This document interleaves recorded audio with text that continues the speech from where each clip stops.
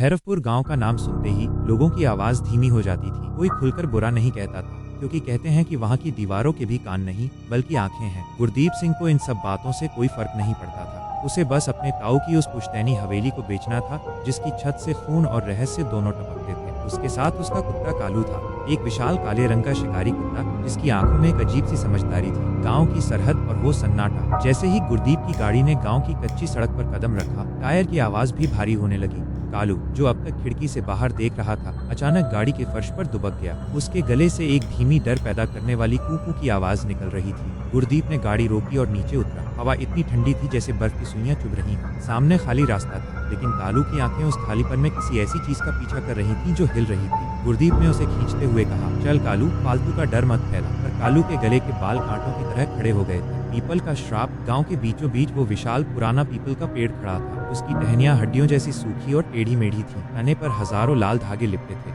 मानो पेड़ को बांधने की कोशिश की गई हो। नीचे सड़े हुए नींबू और लोहे की जंग लगी कीलें धंसी हुई थी। कालू अचानक रुका और उस अंधेरे पेड़ की तरफ देखकर ऐसे गुर्राया जैसे कोई साया उसके चेहरे के ठीक सामने खड़ा हो। तभी पास से एक बूढ़ा गुजरा, जिसकी आंखें मोतियाबिंद से पूरी सफेद हो चुकी थी। उसने बिना रुके कहा, कुत्ते वो देख लेते हैं बेटा, जो खुदा ने इंसानों से छुपाया है। जो तुझे खाली दिख रहा है, वहाँ लाशों का मेला लगा है। गुरदीप भूख निकल कर रह गया। बूढ़े ने रुककर उसकी तरफ चेहरा किया और फुसफुसाया, उस हवेली में मत जाना। वहाँ वो इंतजार कर रही है जिसने अपनी आंखें अपने हाथों से निकाल ली थी। हवेली का भयानक स्वागत। हवेली के दरवाजे पर लगे जंग लगे ताले को खोलते ही एक ऐसी चीख गूंजी जो लोहे के टकराने की नहीं थी। अंदर कदम रखते ही एक सड़ांध महसूस हुई, जैसे मांस, पुरानी सीलन और मरे हुए चमेली के फूलों का मिश्रण हो। कालू ने चौखट पार करने से मना कर दिया। वो जमीन को खोदने लगा, जैसे गुरदीप को रोक रहा हो। अचानक ऊपर की मंजिल से एक भारी चीज गिरने की आवाज आई। थप, और फिर एक आवाज गूंजी जो किसी गूंजती हुई गुफा से आ रही थी।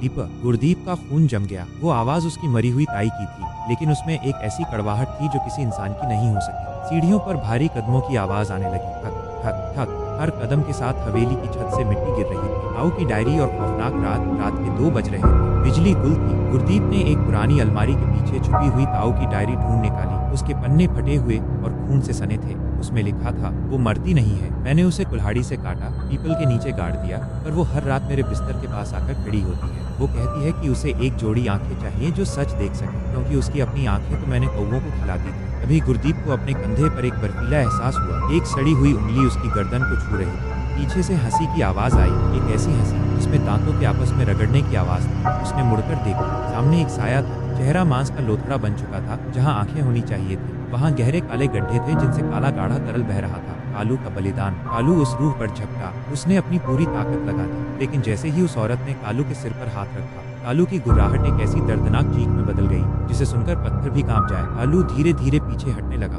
उसने अपनी पूंछ टांगों के बीच दबा ली और पहली बार वो रोने लगा। वो गुरदीप के लिए नहीं, बल्कि अपनी नियति के लिए रो रहा था। औरत बोली, मुझे तो नहीं चाहिए गुरदीप, तेरी आंखें धुंधली हैं। मुझे वो चाहिए जो अंधेरे में भी मुझे देख सके। उसने अपना हाथ कालू की तरफ बढ़ाया। कालू ने आखिरी बार गुरदीप की तरफ देखा। उसकी आंखों में एक विदाई थी। जैसे ही औरत का साया कालू पर पड़ा, कमरे में एक तेज धमाका हुआ और सारी खिड़कियां टूट गईं। अंतिम सन्नाटा। अगली सुबह जब गांव वाले हवेली पहुंचे तो गुरदीप कमरे के कोने में बैठा खुद से बातें कर रहा था। उसकी आंखें पूरी तरह सफेद हो चुकी थीं, जैसे उस बूढ़े की थी। कालू वहाँ नहीं था। गांव वालों ने देखा कि उस पीपल के पेड़ के नीचे एक नया गड्ढा खुदा हुआ था। वहाँ से कुत्ते के पंजों के निशान निकलकर हवेली की तरफ जा रहे थे, लेकिन हवा में ही गायब हो जाते थे। आज भी जब भैरवपुर में चांद छुप जाता है तो पीपल के नीचे से एक कुत्ते के रोने की आवाज आती है। लोग कहते हैं कि वो कालू है, जो अब उस हवेली की रखवाली करता है ताकि कोई और अंदर न जा सके। लेकिन वो रोता इसलिए है क्योंकि वो देख सकता है कि अगली रात दरवाजा किसके लिए खुलेगा।